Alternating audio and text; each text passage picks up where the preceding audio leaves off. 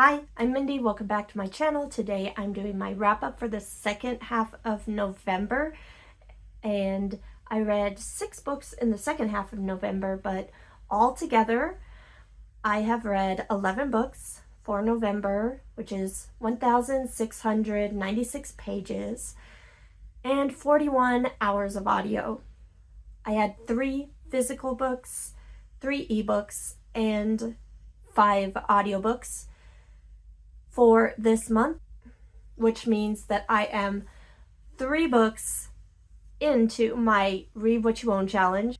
Now let me tell you about the books that I finished in the second half of November.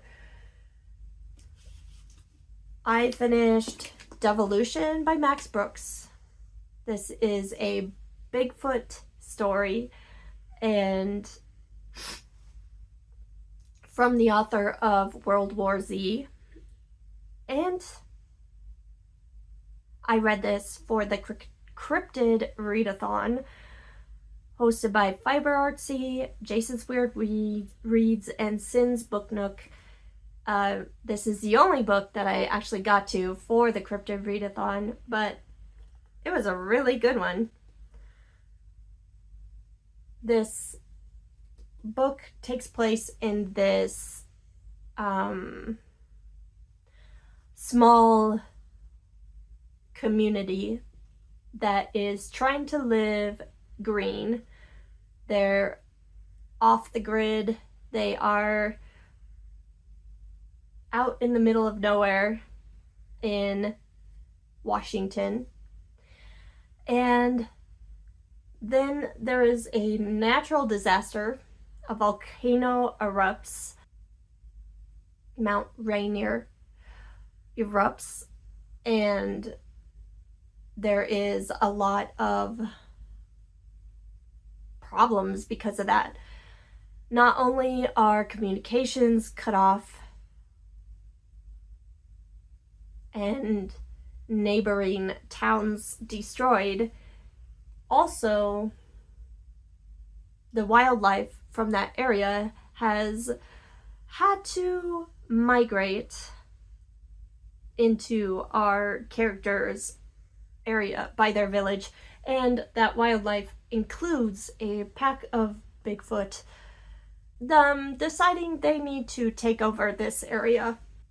They are cut off and can't get out of this village, and help is going to more concentrated needs, so they are probably not going to be rescued until after winter. So they're looking at not enough food and fighting a bunch of Bigfoot. So very harrowing book, very exciting and good, and similar to World War Z. It is told in mixed media format with journal entries and interviews, stuff like that, but it is a very much more small group and incident that this is looking at, instead of the whole world and the entire zombie outbreak like World War Z was. But I really enjoyed this a lot. The next book I finished was Slewfoot by Brom, A Tale of Bewitchery.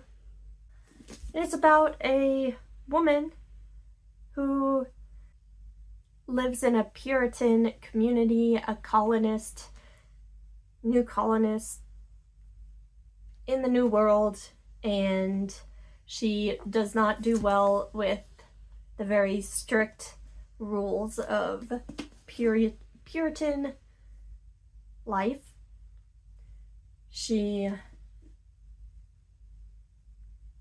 Her mother was kind of a medical woman of sorts, gave people cures and salves and spells that would help them with whatever malady. And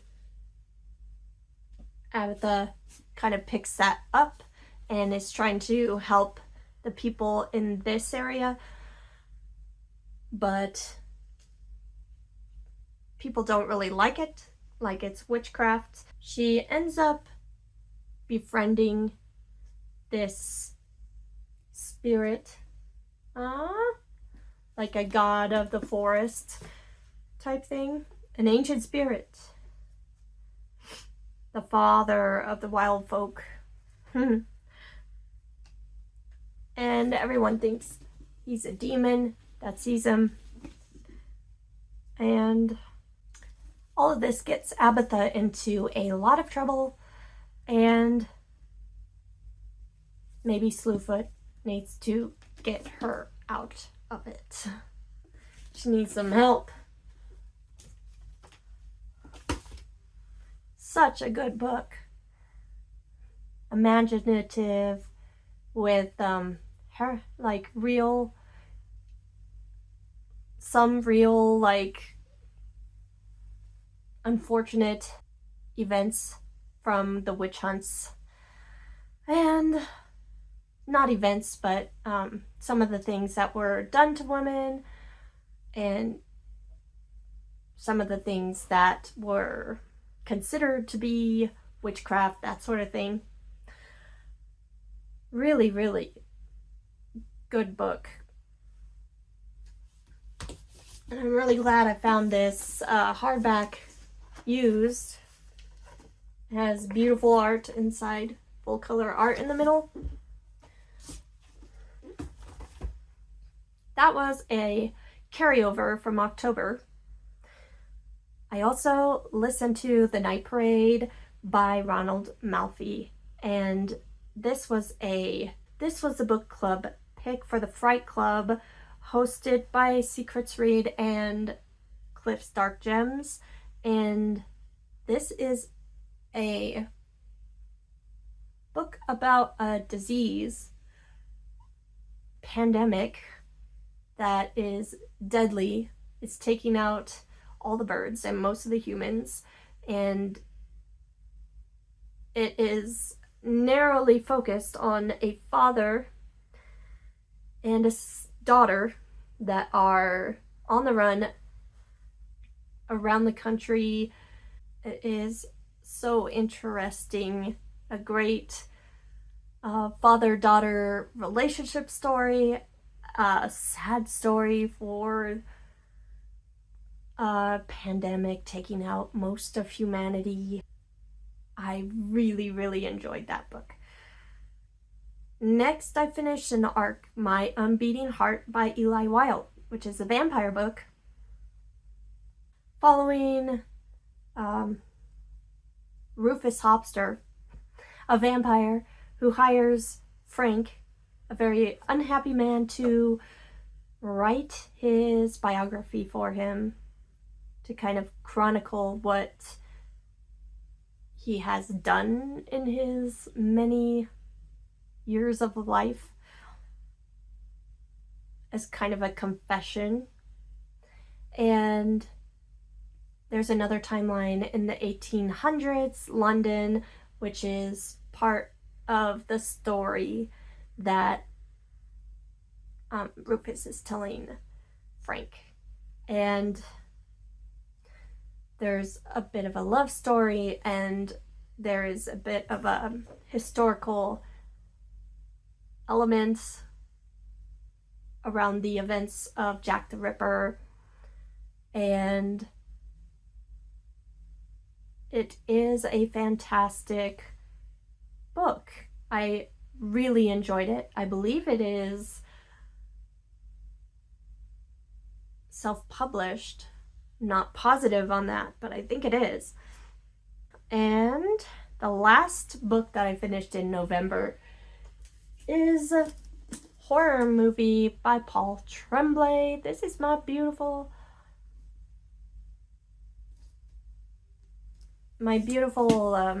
broken binding edition that's signed. It's my first broken binding book that I actually read, and I am very happy about it. This was a good book. It is about a group of young adults making a horror movie, and there's a lot of problems that go on during shooting the movie, and it never comes out, and then it's being remade in the present timeline, and one of the actors is helping out with the filming of the movie, one of the original actors. So there's multiple timelines on this one as well, and some parts were kind of strange. There's parts that are written like a normal story, and some parts are the script of the movie, and some parts of the script I thought were weird, like who would actually write this into the script, like what the audience is supposed to feel, like would you put that in the script, that this movie isn't for everyone. I don't know, it just seems a little meta to be in the script when you can't really show that. I don't know. But I don't know about screenwriting, so who knows? I just thought it was kind of weird. But the story is pretty good, and some weird things happen. I read this for the Jason's Weird Reads book club on Fable, and this was our second Tremblay book for the month. This one I could definitely tell was not his best, especially after listening to A Head Full of Ghosts earlier in the month. This one was 3.5 stars. A good story. I love Paul Tremblay's writing and stories, but not as good as A Head Full of Ghosts, which was 5 stars. Editing Mindy here. I just realized I forgot to talk about my nonfiction read for the month for Nonfiction November. This was the Death by TBR book club pick hosted by Kelly Hooked on Books and Fiber Artsy, and this is In Defense of Witches, The Legacy of the Witch Hunts and Why Women Are Still on Trial by Mona Chalet, and this is a translated nonfiction story about the witch trials and relating it to feminism today, and it goes over a wide range of issues for women in today's world, and I found it really interesting. It was super sad hearing about the witch trials and all the women that were persecuted back then, and I could relate to a lot of the issues that were coming up for the nowadays part of the book. That is the 6 books that I read in the second half of November, and if you would like to hear about the other 5 books that I read in the month, I will have my first half of November wrap up linked down below. Let me know if you've read any of these books. If you have, what did you think of them? And I will be back very soon with another book related video. Thanks. Bye.